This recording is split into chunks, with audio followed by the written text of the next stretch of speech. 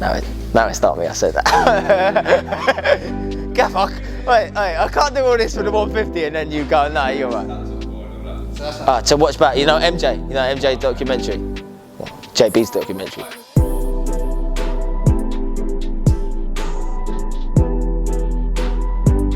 What was that? 2017?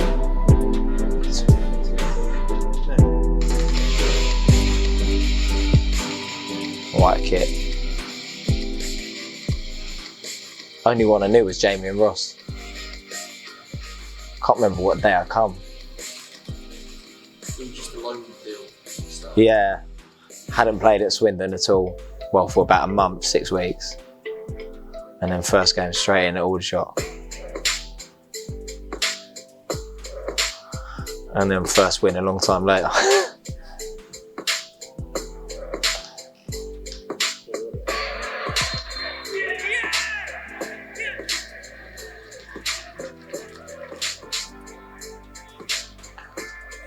Yeah. Lot of faces. So we saw there, James, your debut away to Aldershot in that 2-2 draw. Yeah. What were your first impressions of the club as a whole coming on that loan deal? The club was good. I only knew Ross, Lingy, and Jamie, and they'd all said really good things about the club. Didn't probably realise the size of the club, especially for the level we were playing at. Obviously, I'd been relegated with Swindon to League 2, and then come down to the National League here. First game Aldershot. Probably expected the level of football to be worse than it was, because I remember me playing left wing and the right back scoring the goal for them, and I was thinking, wow, it's actually a better level than I thought it'd be. And you ended up going back to Swindon after about 10 games without a win. What happened there, and what made you decide to come back? The only reason that I come to this club in the first place was Ross. I had a really strong relationship with him at Swindon. I think football's a really short career, and I think you need to be around to enjoy it. You need to be around people that trust you and you feel trusted for you to go and show what you're capable of and to enjoy it at the same time. So for me, we'd had a bad run while I was here on loan, but we were, as a squad, capable of much more. I could see that in the 10 games. There's probably more a process of them wanting me to come back just as much as me wanting to come back myself. And that second time you came back, Justin Edinburghs was in charge, and yeah, fortune just started to change, and things started looking to be heading into a really positive direction. Yeah, definitely. Saw their first goal where I come back at Chester. I think Justin Gaffer had a clear identity of how he wanted us to play, and kind of made sure he held everyone accountable for what we were doing and for their actions. I think that's what made us really, even in that first season when he'd first come in and he'd only have half a season, that's what made us become better. I was going to say, because we did finish that second half of the season really strong after Justin came in.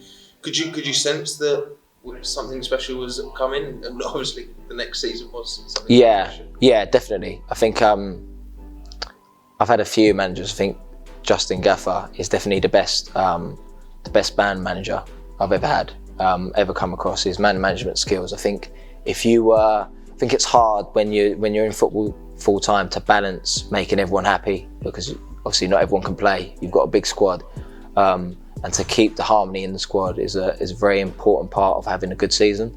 And I've said it numerous times. I share with Joe Wilson in the hotels, well, before COVID, that there was a lot of games that I wouldn't be playing or that I'd be coming on the bench. And previously at Swindon, I'd be unhappy if I wasn't starting.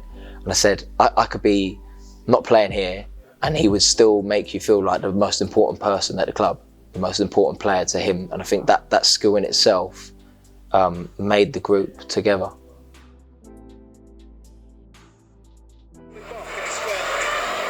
So, yeah, that's my first goal of that season, Ebbsfleet. Good finish, I think. Probably a bit of unexpected for myself. Yeah, it's weird looking back seeing fans at the stadium. It's been so long without them. This is Wrexham. Yeah, I think that was a really good performance from everyone. Eastleigh was back and forward. the whole game. It felt like, I think it went every scoreline, didn't it? 1-0, 1-1, 2-1. Absolutely seams up here in the gantry. I can tell you, Charlie Lee's just done it. I thought Barry Galvin was going to kiss me then. So that was a memorable season for many reasons, but looking back there must be so many happy memories on the pitch. Yeah, without a doubt. I think that was definitely my most enjoyable season to date. I think if you achieve success at any level, is a good thing, and you've kind of set out and completed what you wanted to achieve at the beginning of the season, is a great thing when it comes off.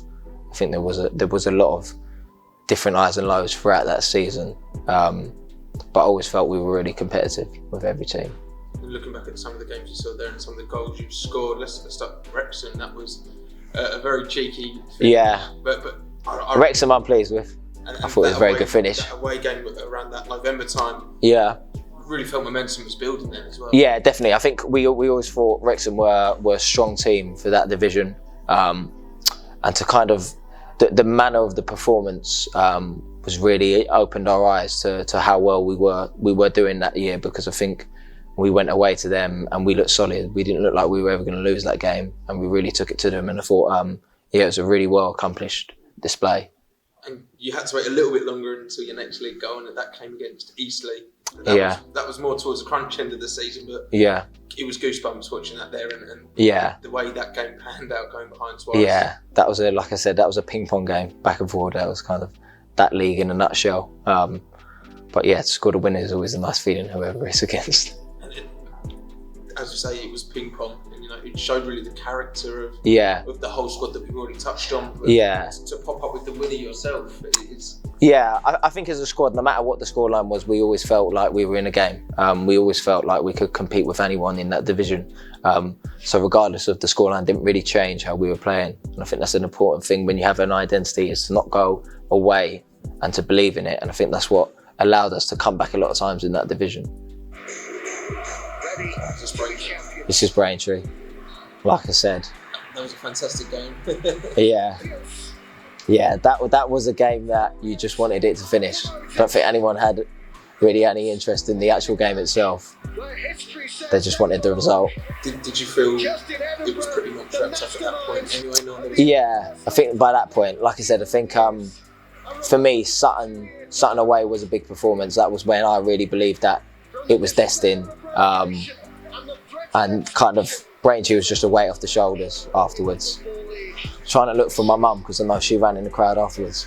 I know a security guard was holding her back when we were trying to lift the trophy. Very seasoned fans on the pitch there, and just capped off such a great season. Yeah, definitely. I think that's why you do it. That's what makes it what football is. When you see not just your emotions, but everyone else's emotions, that it means the same thing for them.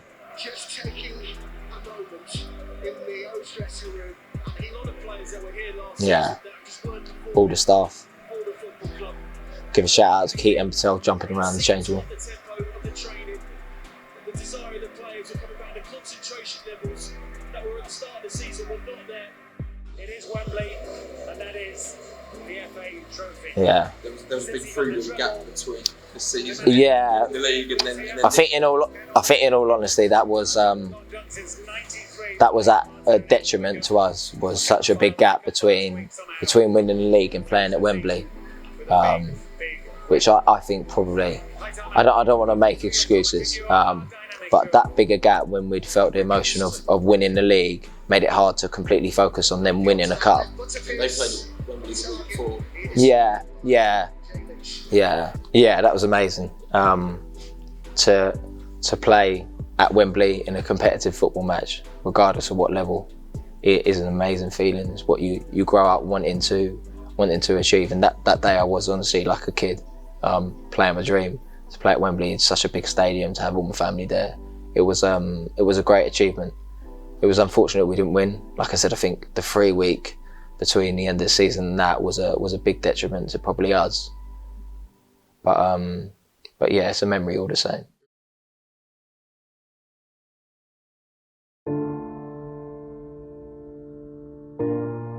The summer obviously started well, but there was obviously the tragic passing of Justin that shook the club.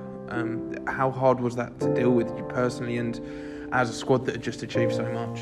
Yeah, massive. Like I said, he was completely integral to what we achieved.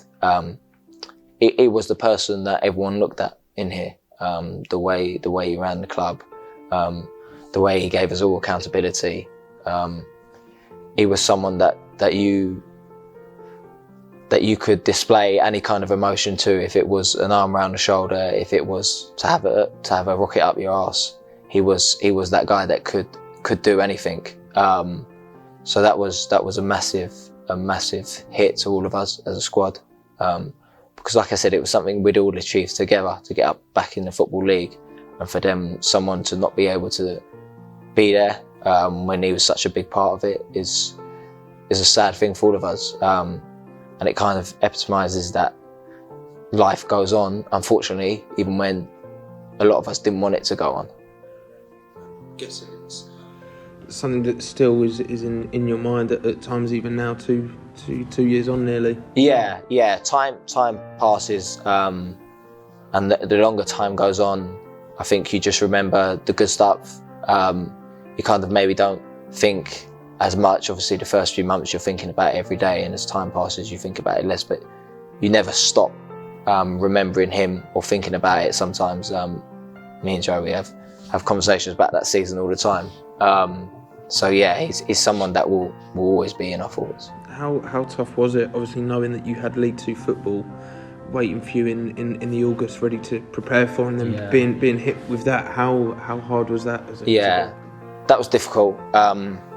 It was good because the group we had, what we'd been through the year before, there was a real togetherness, and there was a lot of people that had been in that squad that were still with us when we were starting that season.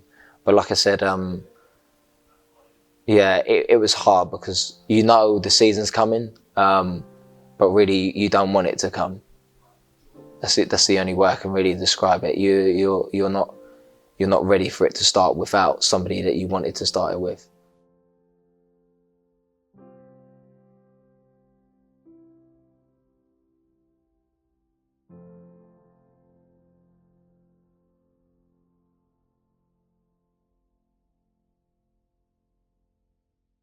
For definitely the first few months, it was kind of just get through each game.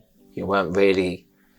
It was hard to put objectives for the season in your head when, like I said, when you're not ready for it.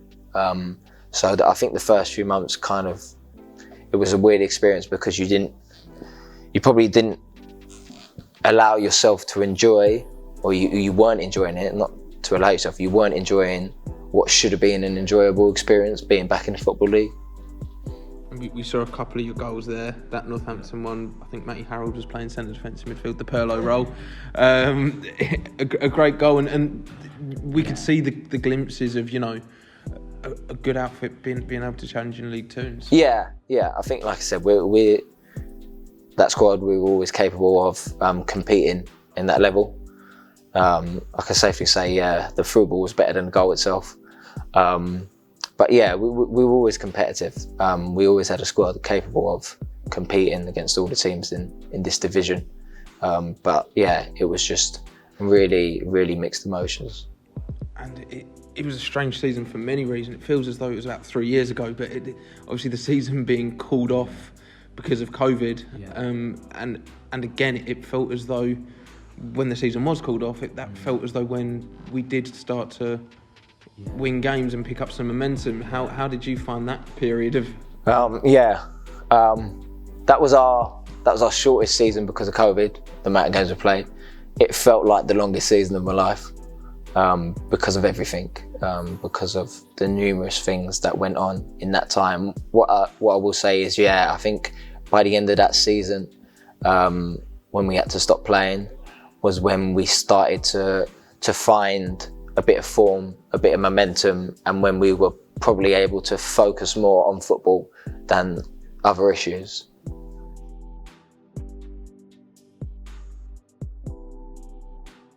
I need to work on a celebration. I don't have any celebration. but a lot of your goals have been big ones. You know, winners, equalisers, late ones. Port Vale this season. Yeah. Newport. This one was nice. Like I said, to enjoy fans again. Yeah, you don't realise what fans give you, even when you're drawing or losing and they're moaning at you. You don't realise the atmosphere they bring until they're not here.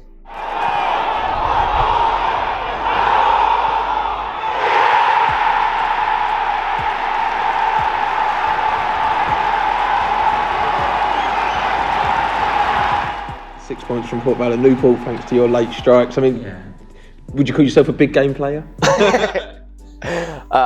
Yeah, they were important. I don't shoot often, like I said, so hopefully when I do shoot, that they do mean something. I think Newport was a really good win. Port Vale is just always a tough game to go and play away there. So they were good results, and I was happy to play my part in them. And looking at the season on the whole, we've said about how strange it was the way the season before ended, but this season, no fans, really strange circumstances because of COVID. How did you find kind of coming back later and that the weird football that the COVID brought? Yeah, really strange. We've had to get used to a different way of life that has become normality for now. Hopefully it's not normality for long. To give you, football is always a distraction, even for us, whether you're watching it or playing it, is a distraction away from life. So to come back and play was enjoyable for us, to not have to be at home and to be able or to be allowed to come back and train and focus on football was a nice distraction from everything else that was going on. But obviously every game is a constant reminder that it's not normal because you have nobody watching you. So it does sometimes, I suppose, lead you to question games because nobody's there, and you do it for yourself, but you also do it for the club you're playing for, which is ultimately the fans. So every time they're not there, it is a huge part of the club not being there. It's been a roller coaster of a season in the league, you could say. But how have you found in recent games, especially 2 good wins and a new man in charge in the shape of Joby? Yeah. I think this year's really hard. I think teams are playing different ways to what they may normally do, which has been affected because obviously there's not fans. I think that's made it tougher for teams to make themselves give the best they can every week, and to find that form, because fans give you that boost when you need it, and you now need to give that boost to yourself. So I think it has been really tough. I think we've been, like I said, it's been an up and down season. We've had some great highs of achieving some things, and we've had some lows where we've played poorly. But I think we've, like you said, the last couple of games we've found a way of winning, which is an important thing. And hopefully now we have a chance to give one real last push for the last month and a half to hopefully turn this season into a success. And we've spoken about highs and lows a lot throughout all of your seasons here, but if we were to look at your career at Orient, 149 games so far, how would you say you've enjoyed your time here with the O's? Yeah, really enjoyed it. I came here in the first place because I wasn't really enjoying football just before I come here. I think I've definitely fell back in love with football throughout my duration here. I've really enjoyed being at this club with family close. It's been really enjoyable.